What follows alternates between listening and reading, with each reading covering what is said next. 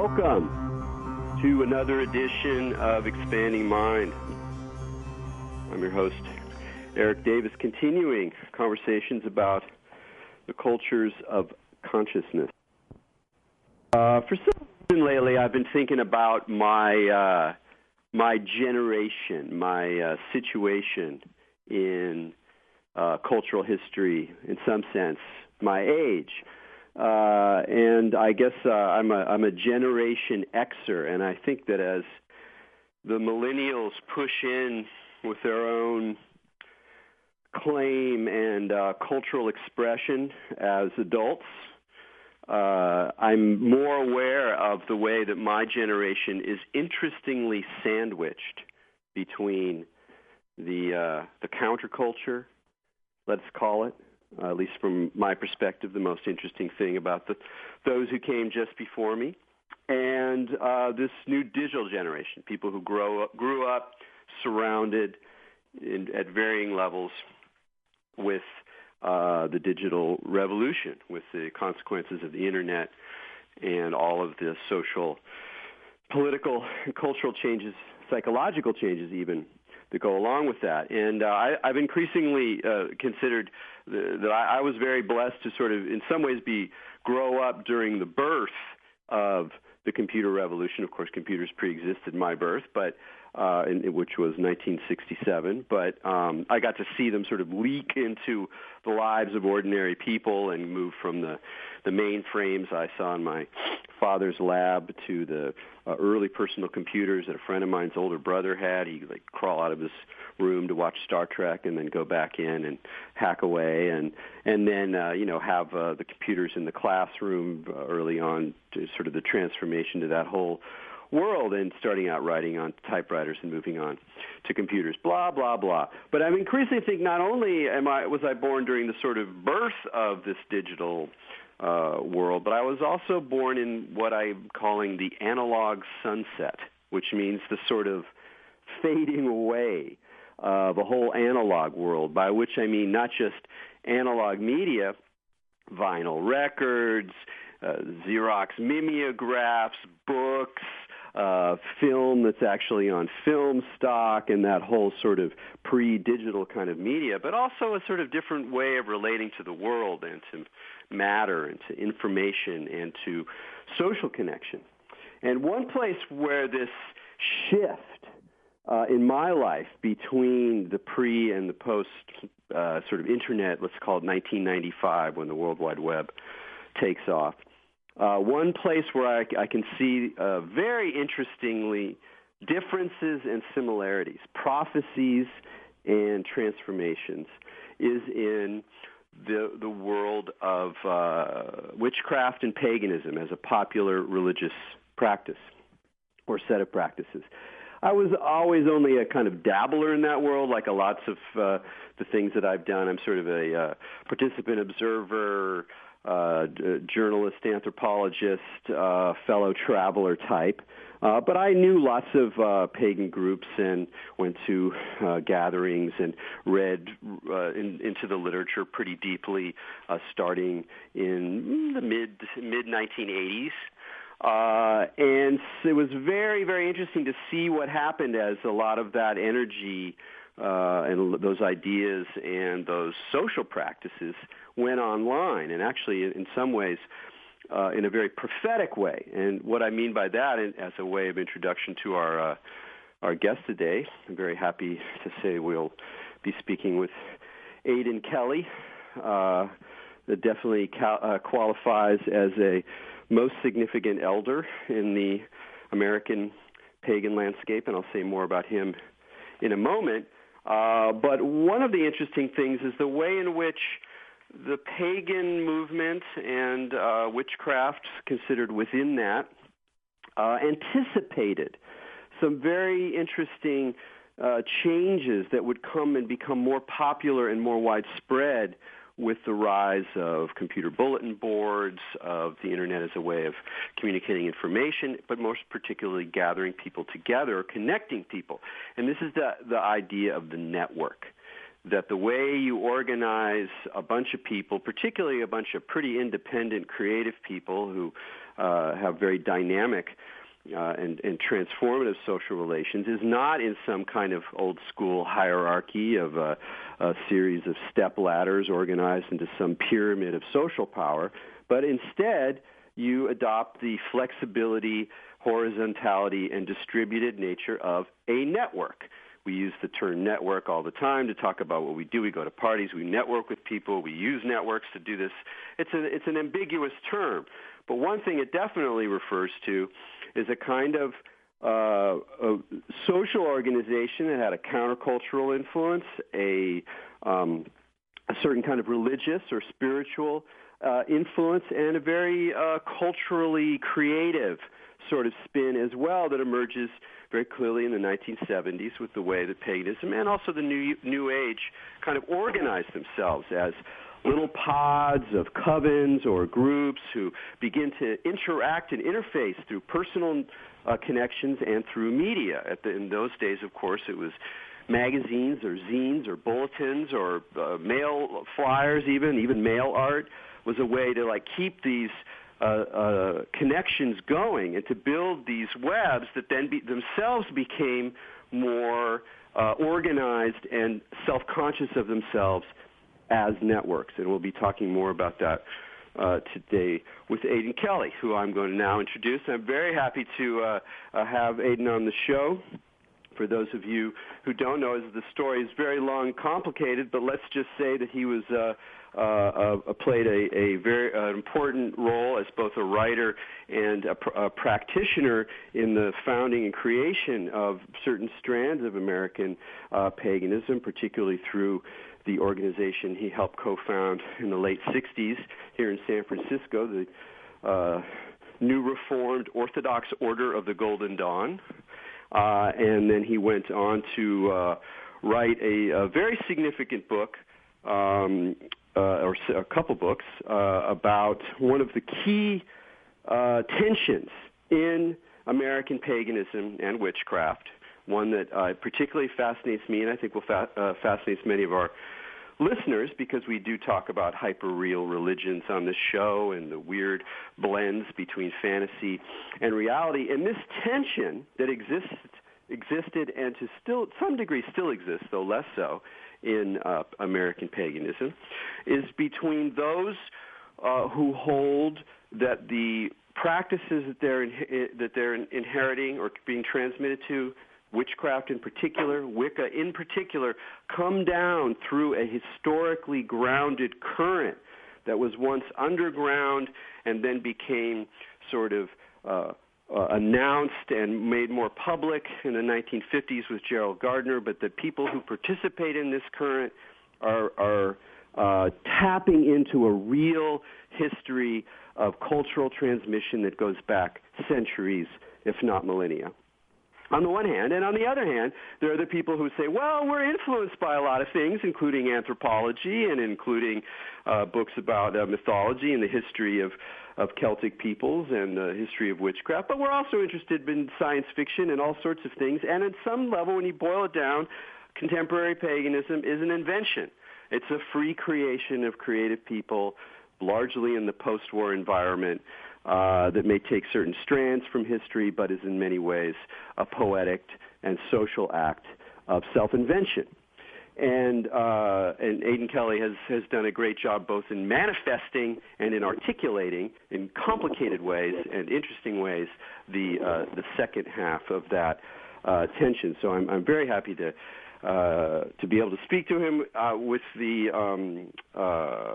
because he's got a book out. And that's usually why we wind up talking to people on this show. And he has a new book that's the beginning of a series of texts on the history of American witchcraft, more than the broader category of paganism, and it's called A Tapestry of Witches, and this first volume goes through the mid-1970s. So with that all said, Aidan, thank you very much for joining us on Expanding Mind. Okay, well, thank you, Erik. Yeah, what you've said so far is very interesting, and I'd like to respond to a couple of points. I have to admit, Erik, my crystal ball was a little cloudy. If I had been able to predict what this weekend was going to be like, I would have had you schedule this for some other time.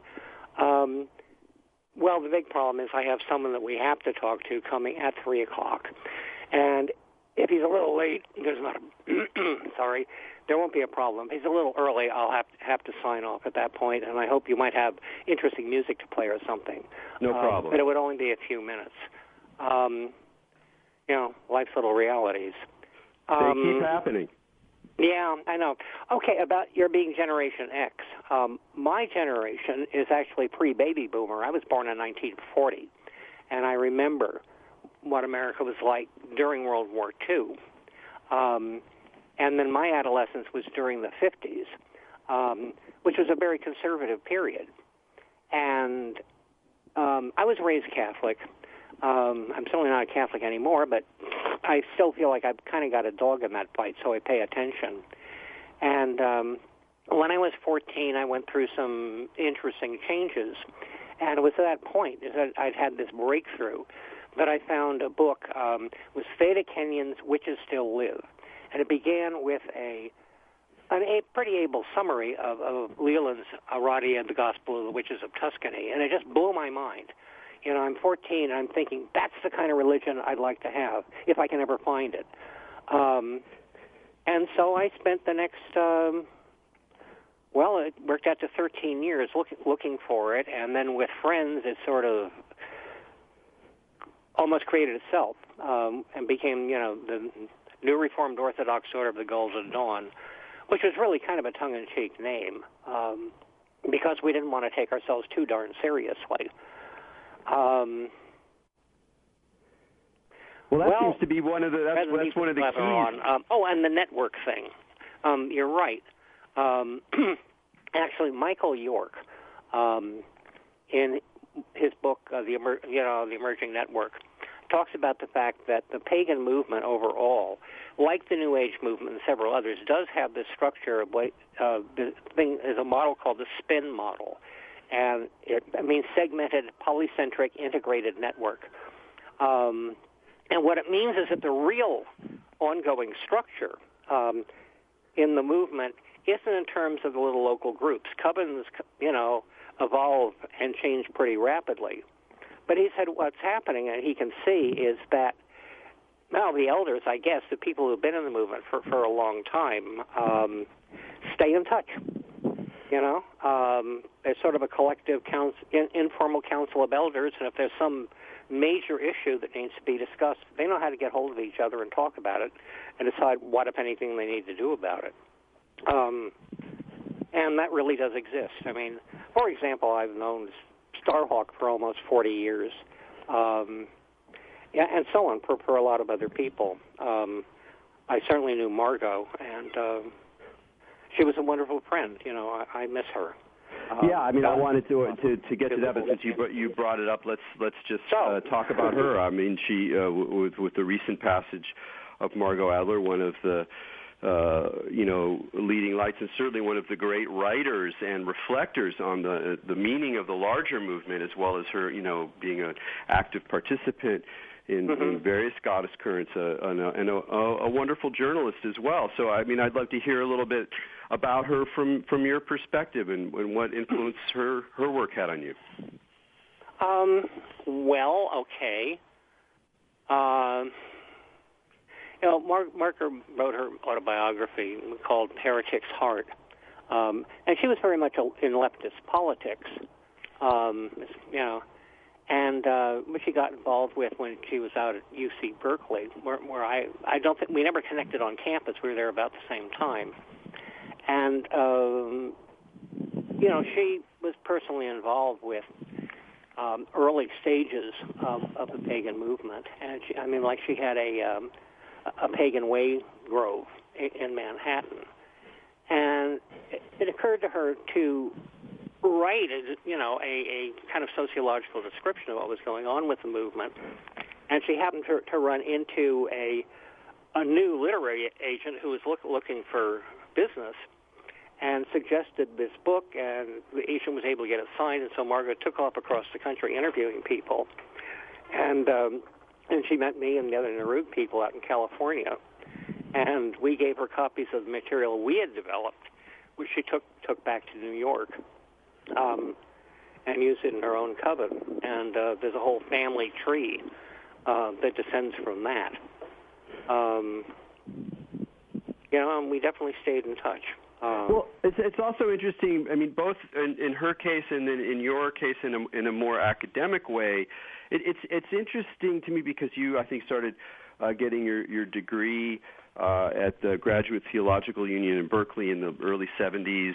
And sort of the height of all the dynamics around these groups and the development of new covens, and there's starting to be connections between different groups. There was a very dynamic time for you, and yet you decided also to go and get a degree. And in a way, why I raise it up with Margot's, it seems to be there's one of the interesting things about paganism, and it's true today, but true back then, is that even people who were very active in it, in creating it and constructing it and living it and exploring it, imagining it, being moved by it, there was also a kind of space for work that we would think of as more scholarly, more self-reflective, more sociological, that those things were not, depending on different individuals and groups, of course, but for a lot of people, those things were not entirely separate activities.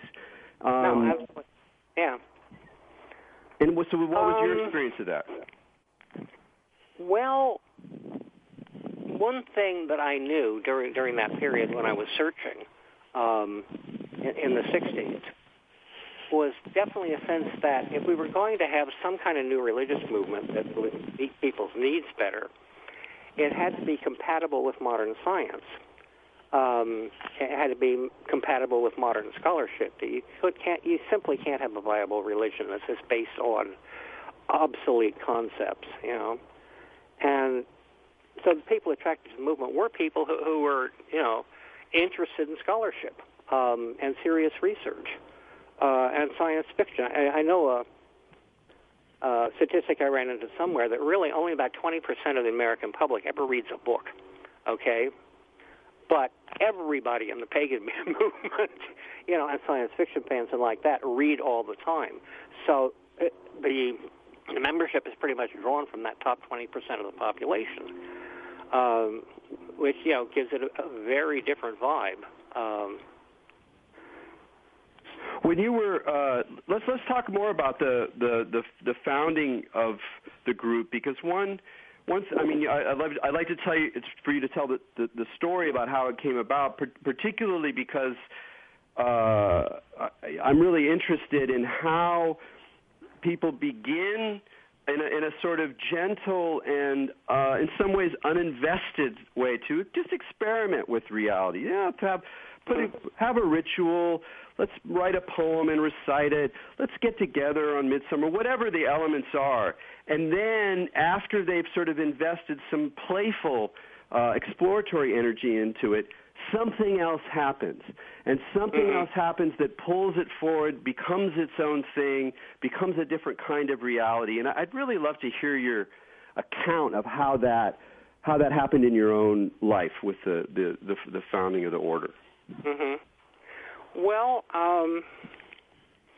it really happened. I mean, the starting point was that my good friend Sarah, we were very close, came up to me in the fall of 1967, and she was taking a graduate art seminar from the filmmaker James Broughton, and the firm assignment was to create a ritual that the class could participate in. And she knew that I had been collecting information on the Gardnerian movement for years and asked me if maybe I could write a ritual like that. So I did, and Broughton approved it, and we got a group of people together interested in working on it, exactly 13 as it happened.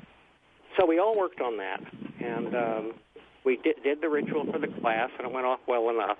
But it certainly didn't produce any kind of altered state of consciousness, although the whole group of people sort of turned into an informal study group. We would meet just about every Saturday and read books and talk about everything under the sun.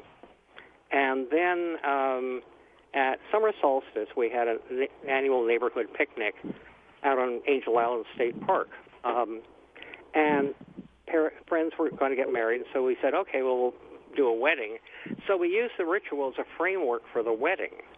And afterwards, sitting around talking, we realized everybody was saying, I felt something. That was different. And the difference was we weren't doing it as a play for a class. We were doing it as a liturgy for its own sake, and it did affect us. So that got us all excited, and we did a whole lot more work, and we put on our first real public Sabbat for Lammas in 1968.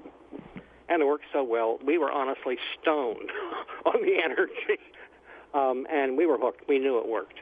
And so the nerve has just been going on and evolving ever since.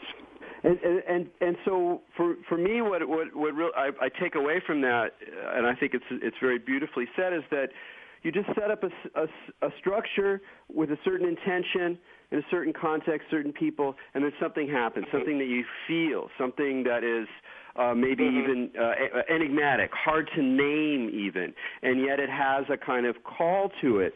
Over time, as that developed, how do you characterize that? What is that? How can you? I know I'm kind of asking an impossible question, but what is it that emerged that drew you guys forward? Was it just like you say, an altered state, a sense of something happening, or did it become? How did that develop over time? That sense of what was pulling you forward. Well, we sort of had beginner's luck with that first Sabbat. It was a long time before we could get another one up to that energy level.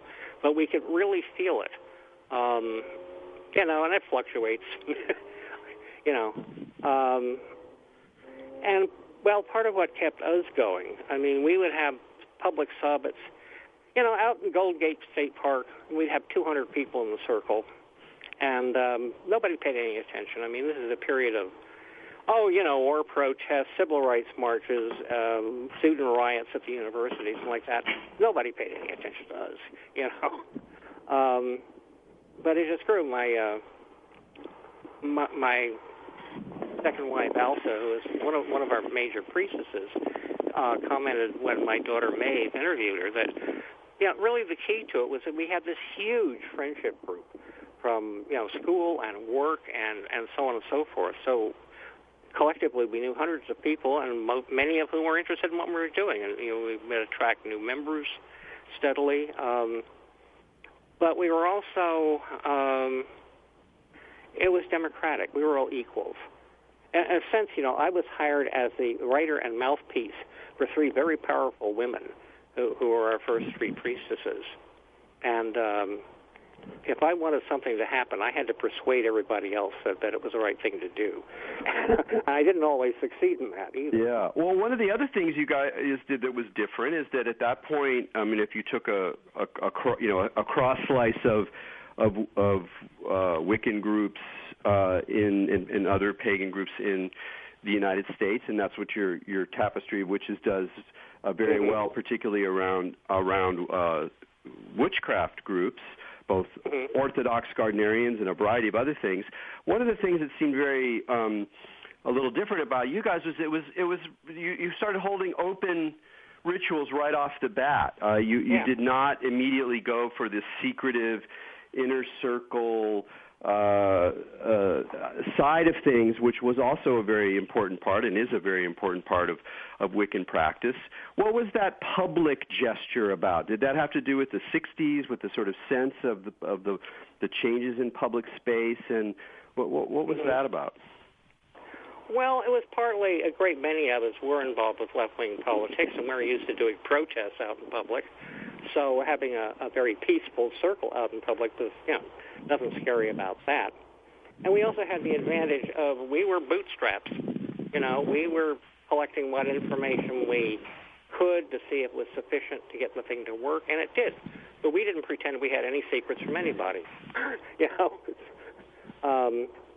We proved that you could create good work. And, when we were run into other people, like Gwydion Pentherwen and Allison and Victor Anderson, who really were.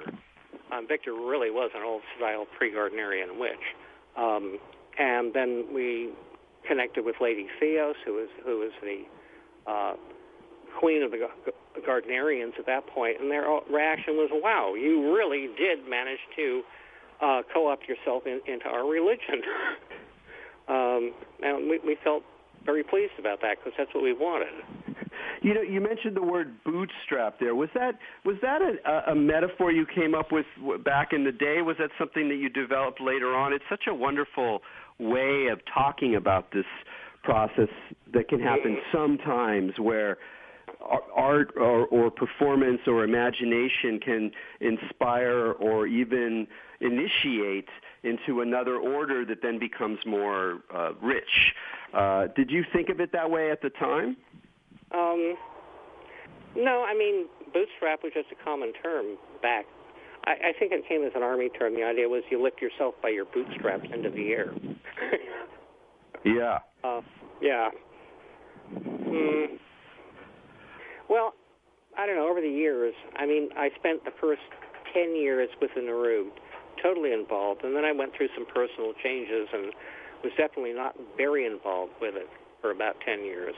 And then I was able to come back into the movement much less intensely. And, I've been involved with it since, and also developing a lot of other interests and activities and so on.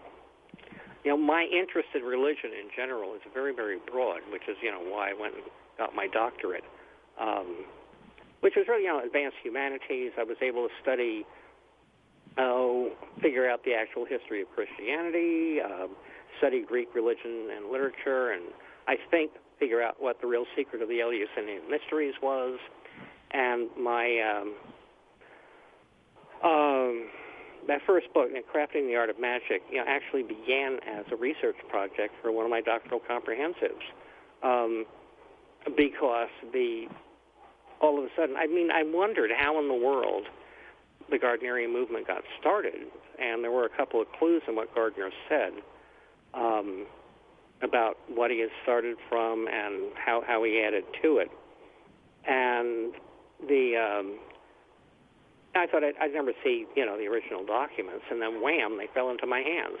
Right. It was like Gardner had sent these documents to Charles Clark, who sent them to Carl Weschke. And apparently Gardner had told Clark he wanted the Book of Shadows to be published. Okay, and that's essentially why Clark sent them to Carl Weschke without a clear explanation. Carl didn't understand what they were. But when Isaac Bonowitz went to work for him as an editor of Gnostica, Isaac looked at this stuff and realized what he was looking at and immediately sent copies to me, because these were the original documents typed and hand annotated by Gardner. And so I was then able to use the techniques I'd learned from classical scholarship and textual criticism like this to figure out a chronology of how all this stuff got written, and sort out the what Gardner had started from, and how he developed it. And Philip Hazelson's research, has been very, very useful, because Philip figures out, no, there really was an original group, very small, that initiated Gardner, but what they were initiating him into was what you could call pre-Gardnerian witchcraft. It had very little relationship to what Gerald Gardner then proceeded to create. And something I did realize, too, the Orthodox Gardnerians, some of whom were very good friends, seemed to, want to live it according to the foundation myth, that it was a tiny secret cult spread only by word of mouth. Well, if Gardner had wanted it to be that, he never would have written his books to promote it. Gerald Gardner wanted to create a major world religion that could stand up against Christianity or anything else. And at present moment, considering how the craft has grown, it kind of looks to me like he succeeded, which, puts him in a class with a lot of historical religious geniuses. Joseph Smith, Mary Baker Eddy are two obvious examples. But in a way, what Gardner set off is probably going to be even more important in the long run, because he did create this kind of religion that can be compatible with modern science and scholarship and doesn't depend on having to swear allegiance to what are really obsolete beliefs. Okay, I guess that answers your question. No, that's great. That's great. It's actually perfect timing. I have a lot of questions, but we got to take a break right now. So you're listening to Erik Davis talking with Aidan Kelly on Expanding Mind, and we'll be right back after a couple messages. Welcome back to Expanding Mind on the Progressive Radio Network. I'm your host, Erik Davis. We're talking with Aidan Kelly about the history of witchcraft in the United States. So, Aidan, I'm curious, you are, as you said, a student of religion, looking at how religions have developed historically, Christianity, mystery religions of antiquity. When you published your research on Gardner, showing how much invention, creative construction there was, how much he was one of these religious virtuosi, especially in retrospect, there was a lot of reaction. And I'm kind of curious what the reaction to your research taught you also about how religions appear and work today in the modern world. Right. Well, yeah, there was a reaction. The people who really wanted to believe fully in the idea that, the entirety of the Gardnerian movement had been preserved from antiquity got upset when I instead showed how it had been created. But it's the same kind of psychology, though not as extreme as evangelical Christians who get upset when you tell them the history of how the Bible was written. That they don't want to know. But one advantage here is that because I had the great blessing of actually seeing all the original documents, the very first version of the Book of Shadows, Book of Ye Art Magical, which I saw up in Toronto when Ripley's had bought it from the Wilsons, who were Gardner's heirs, really. By being able to see that gave me a lot of insight into how Christianity evolved. Because, the kind of detailed personal histories, weren't recorded. What we have is only the formal, really mythicized description. There are patterns. There are patterns to how religions in general are founded and evolve, because they all have to meet the same basic human needs. We have religions because we need them. We have to have something that provides the basic values that we need to have in order to make decisions. Something like that. Yeah, no, it's an interesting question. I mean, that's something we're all, as I think a society, the modern West is wrestling with right now. It's very interesting because it's a curious time along these lines, because we, of course, have a very vocal, though much smaller in numbers than they sometimes sound like, atheist movement, a new atheist movement that's extremely vocal and has a lot of influence in academia, in mainstream media, who are saying, no, actually, we don't need religion. In fact, it gets in the way. And then on the other hand, we have examples of extreme fundamentalism all over the place, most of which are quite noxious to progressives, people who are interested in tolerance or interested in having a society that has liberal democratic principles, with a distributed power, et cetera, et cetera. It's like, these things are these returns of some kind of almost a fantasy of medieval theocracy are also terrifying. And so there's this very strange middle ground now, where a lot of people find themselves, and where ideas of the New Age and just to a good degree of paganism play themselves out.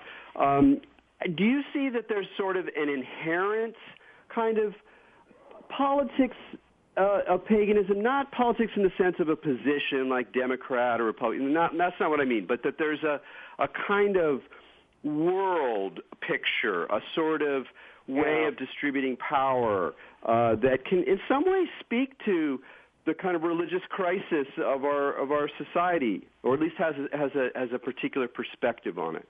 Yeah. Well, I think there's a lot of growth. I mean, among all the witches and pagans I know, there are certain fundamental values for nature and being aware that human beings have a lot more psychological and especially psychic abilities than people generally recognize. One thing I look at is that both,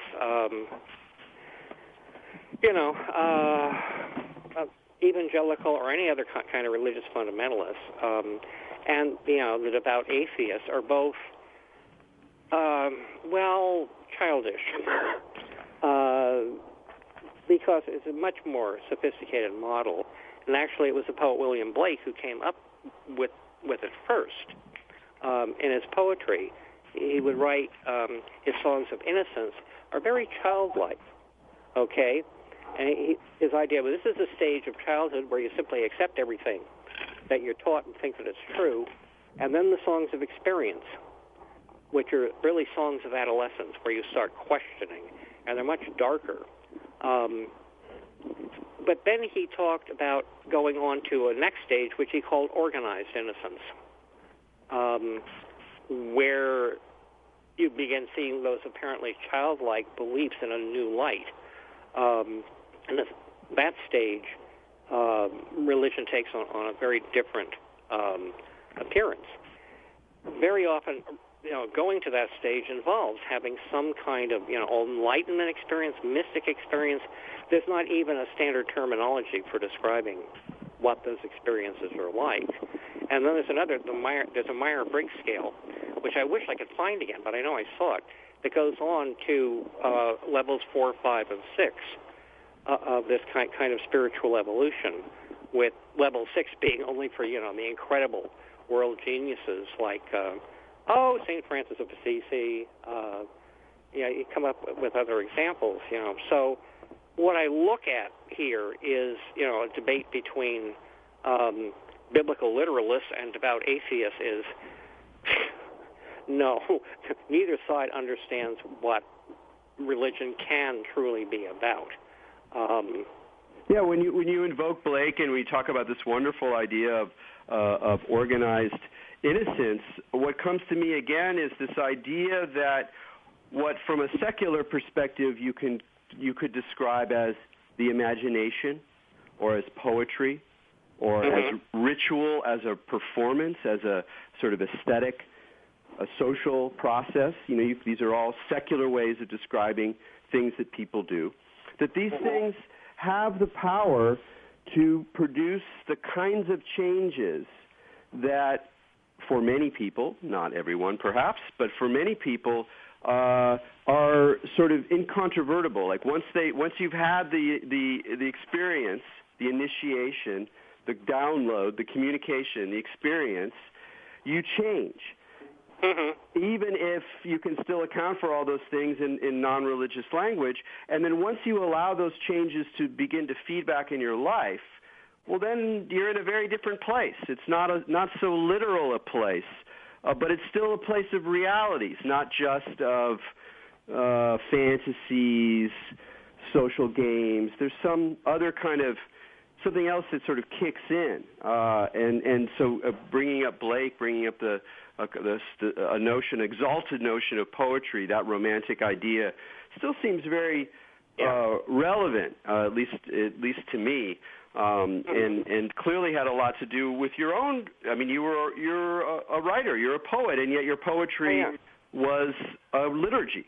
Well, some of it was, yeah. No, really, it was my high school senior English teacher reading his Blake's The Tiger. Wham! That got me hooked on poetry right then. He's always been one of my favorite writers.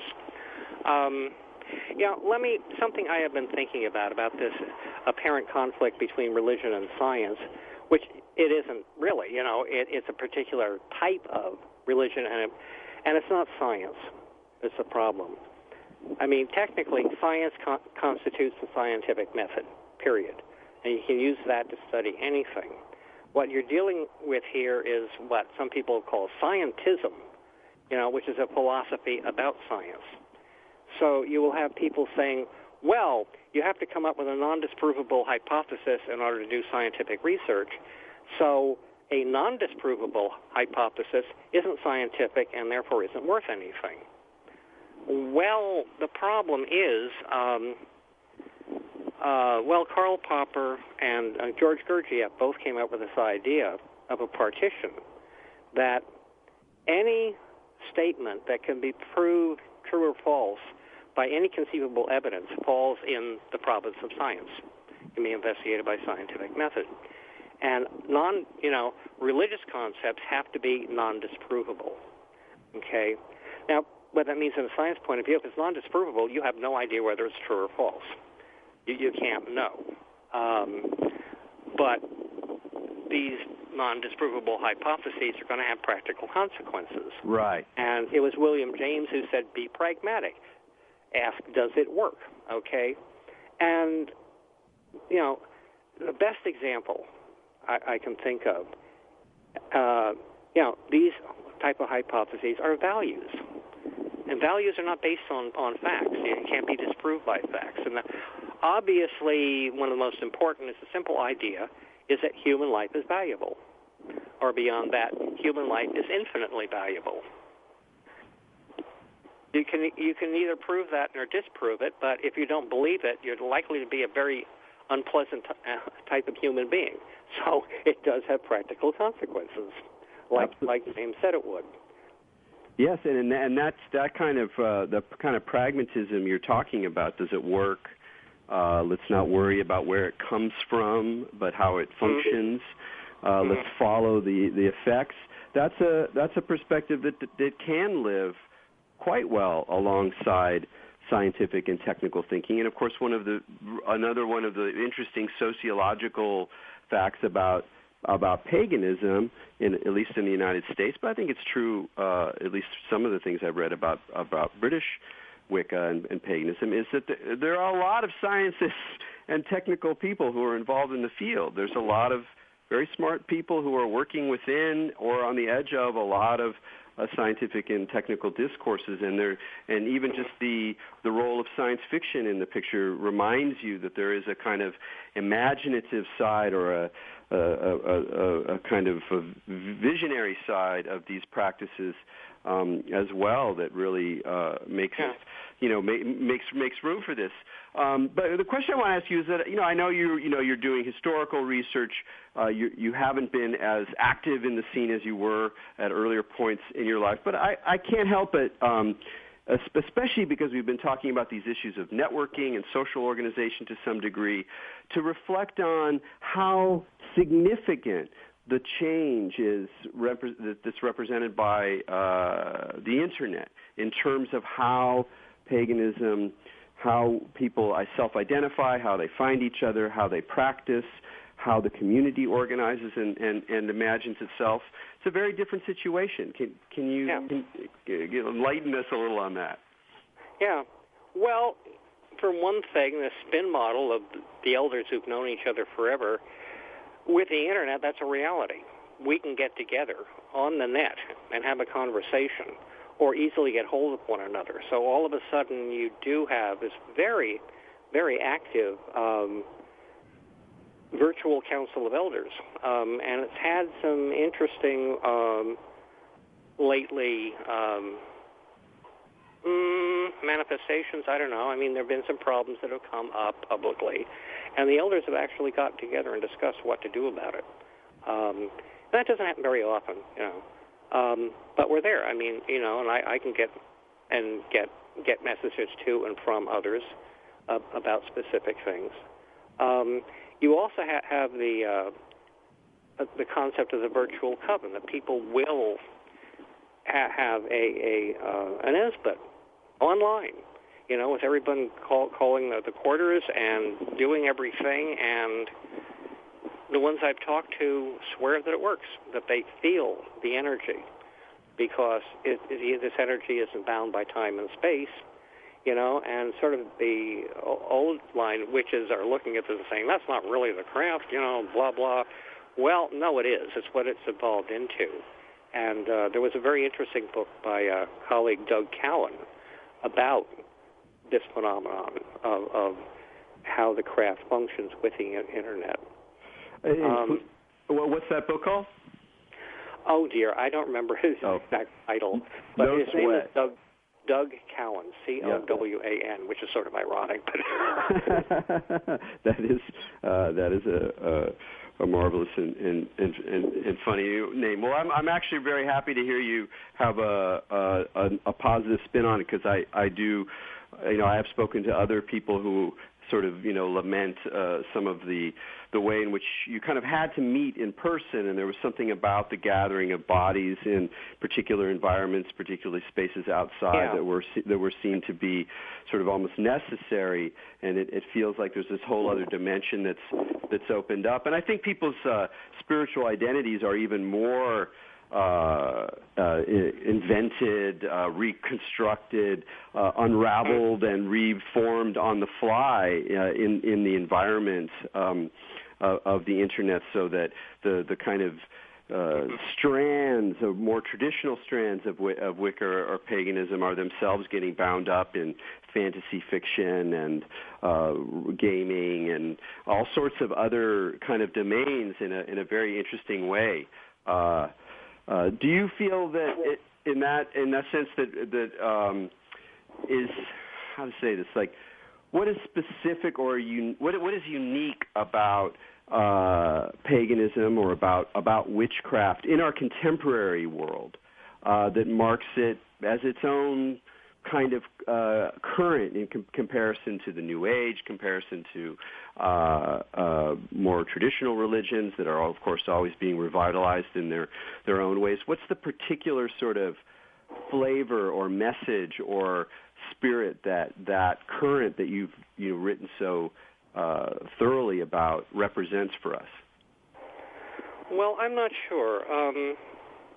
A good part of what propelled my group and a lot of other pagans like this was just a sense that none of the existing churches and religions were adequate.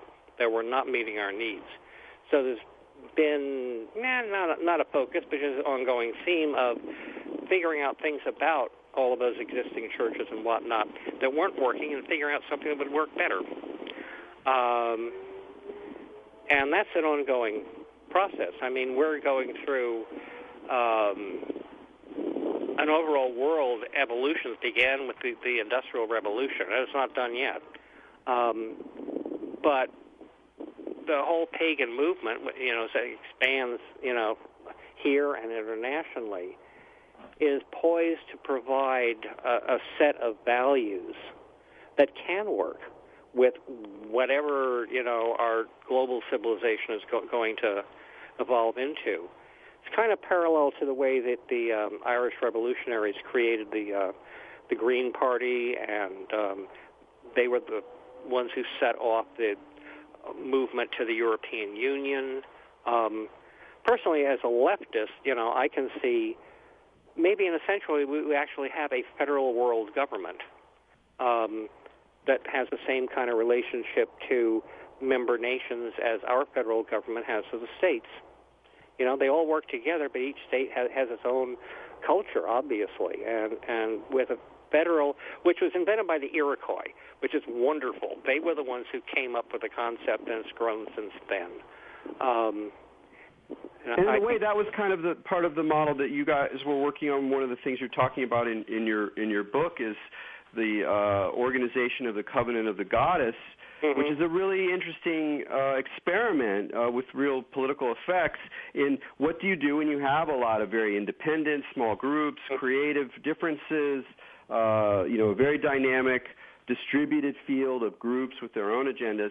How do you bring them together? How do you crystallize a larger body that's not repressive but can still articulate values on a more general level? I mean, that worked pretty well, right? Yeah. Well, the idea of having some kind of church organization, at least something that can provide legal benefits.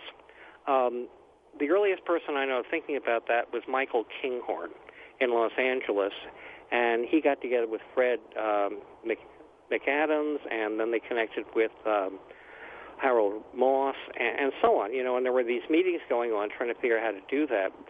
Gradually it focused down all these disparate groups didn't have enough in common, and we could figure out a structure. And it finally got to the point where Gwydion and Allison and I and some other people dawned on us, if we had a church that was just for witches, that just used that structure, that we can see how to do. But, of course, the problem was, well, you can't become a witch by joining a church. That's silly. And no witch is going to put up with a church telling them whether they're a witch or not. So how do you do this? And oddly enough, Cotton Mather mentioned at some point that witches were organized like Congregationalists. And those poor people in Salem Village probably were Congregationalists, but we wondered what he meant, and so I went and looked up the charter of it was now the United Church of Christ that the Congregationalists merged into. And right there in the charter, we saw the idea. Individuals are members of their congregations, and it's the congregations that are members of the national church. And we looked at that, and we said substitute covens for churches, and it works. You're still initiated by a coven. It's the coven who decides it. That's how you become a witch. But the covens can join a national organization. And, we got this meeting together of, it's at least 20 people or more from all kinds of different traditions and went over that, and we all agreed, yeah, that can work. So then we started the process, and by June of 1970, this was in 3 months, we had the meeting to sign the actual covenant by representatives of covens to found the Covenant of the Goddess. And we pretty much picked the word covenant because it contains the word coven, and we didn't want to call it a church. Yeah. And then that it has worked because of that two-level structure. It's hitting, it's 40 years old now, quite to my surprise. And how are the dynamics in terms of the kind of covens that are represented in the Covenant of the Goddess now? Is it are there new groups coming in? Is it a little bit more of a settled period in terms of the major Wiccan groups? How dynamic is that? Well, as far as I know, it's continuing to evolve. I haven't been keeping close tabs on it at all. I helped create it, but I didn't want to run it.